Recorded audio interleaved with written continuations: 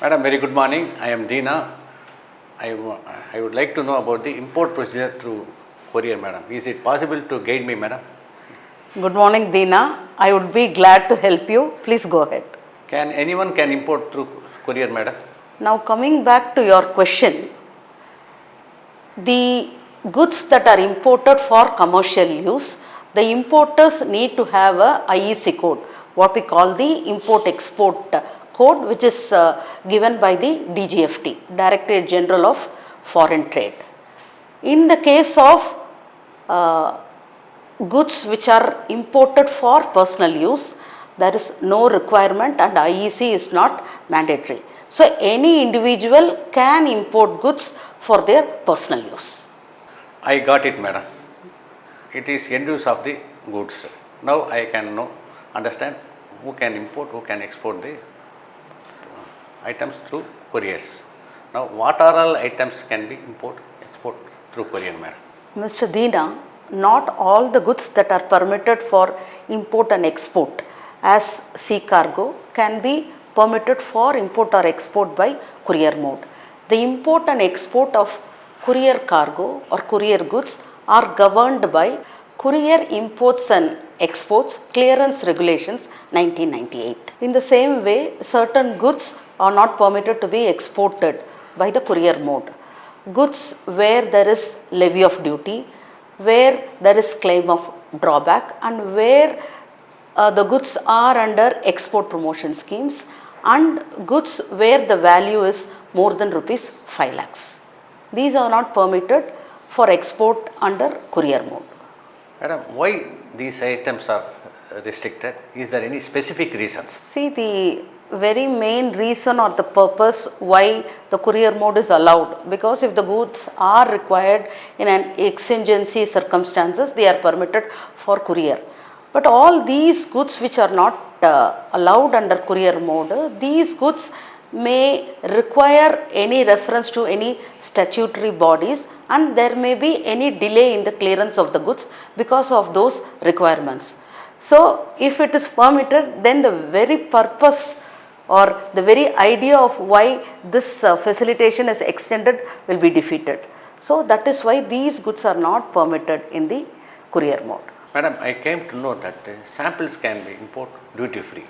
And what are all the conditions imported samples, madam? Actually, Mr. Deena, what you say is only partially true. Not all samples can be imported duty free. First, the samples should not be part of the negative list. That is, they should not be either restricted or prohibited. And the import of samples is in accordance with notification 154 of 94 custom. So, as per the said notification, bona fide commercial samples up to a limit of rupees 10,000 can be imported in a single consignment. But if the importer is having multiple consignments, then the annual limit is rupees 3 lakhs or 50 units in a 12-month period. Madam, what is the procedure for clearance of samples through courier, madam? Like I said earlier, the procedure for clearance of samples is clearly explained in notification 154 of 94, and the parcel should have a very clear marking that they are samples. And for clearance of samples, CBE, Courier Bill of Entry 12, it has to be filed. Madam, sorry for the interruption, madam. What is the Courier Bill of Entry 12, madam?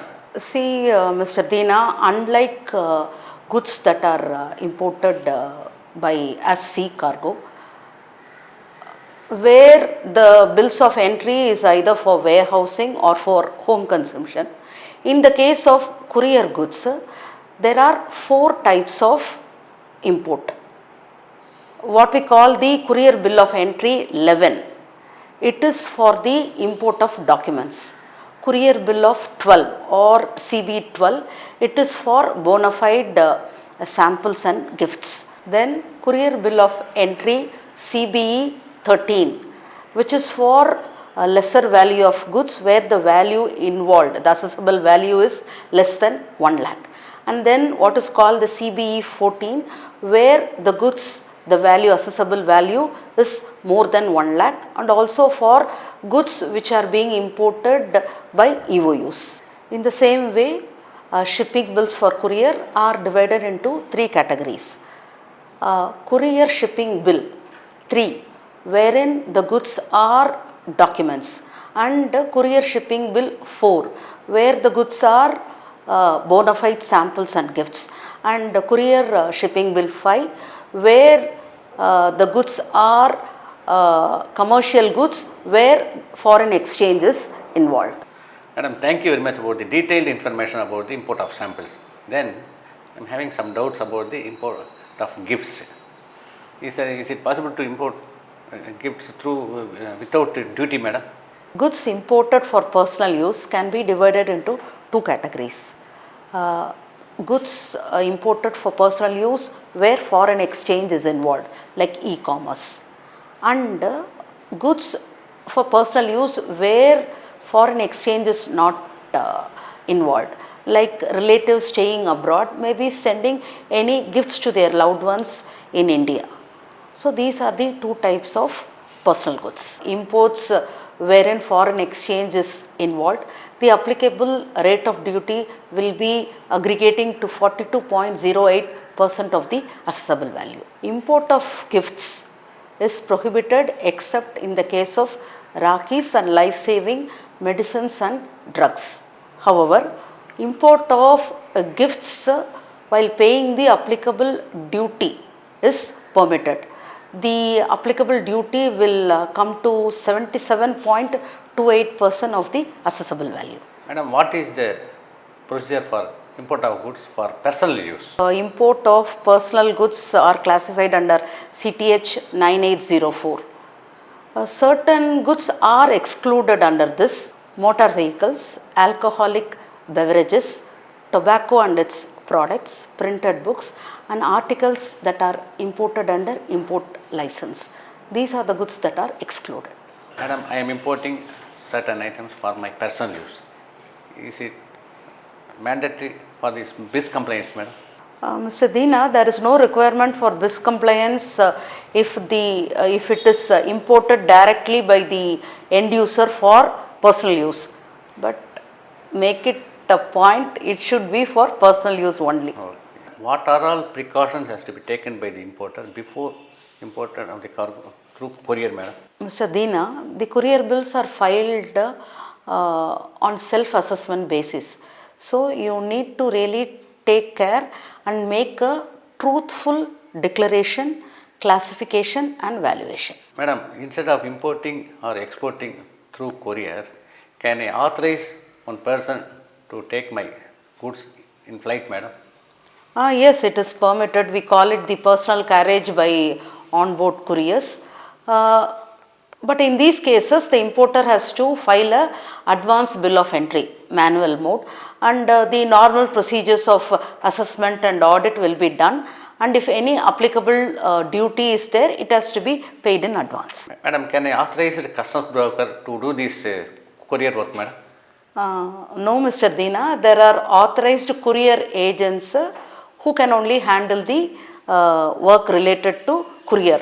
The list of authorized courier agents will be available at courier.cbic.gov.in. Madam, can I track my courier bills, madam? Yes, of course.